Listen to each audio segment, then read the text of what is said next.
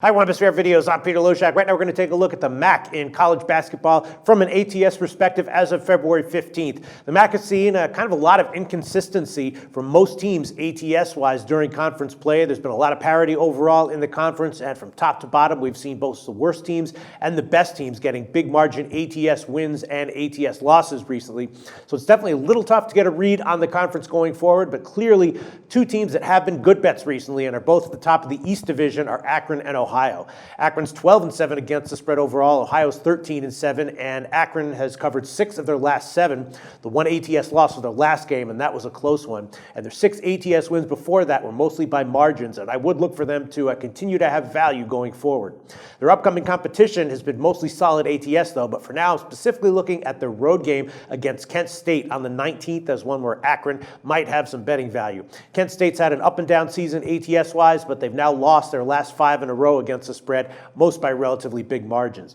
And then with Ohio, they've covered 5 of their last 6, not by huge margins, but by decent margins, and I'm thinking they're going to be more likely than not to cover at least 2 of their remaining 3 home games against Eastern Michigan on the 16th, Miami, Ohio on the 20th, and then Buffalo on the 27th.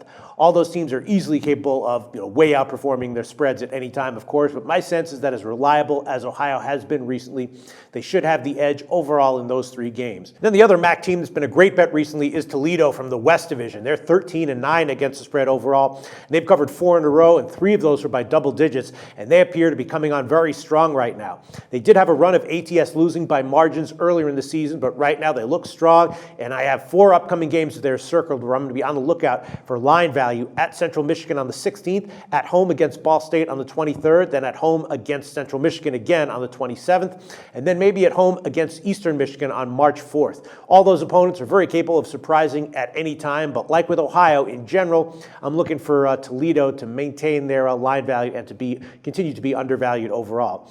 And one final team I'm keeping an eye out for is Buffalo. They're a little bit of a strange team right now. They usually have a nice home court advantage, but their last 2 games were straight up losses at home as a small favorite. But before those 2 games, they had covered 6 of 7, and I'm thinking they're going to be more likely than not to cover at least 2 of their last 3 home games against Bowling Green on the 20th, Kent State on the 23rd, and Miami, Ohio on March 1st. All 3 of those teams have generally been more vulnerable than not against the spread recently. And that's a look at the MAC from an ATS perspective as of February 15th.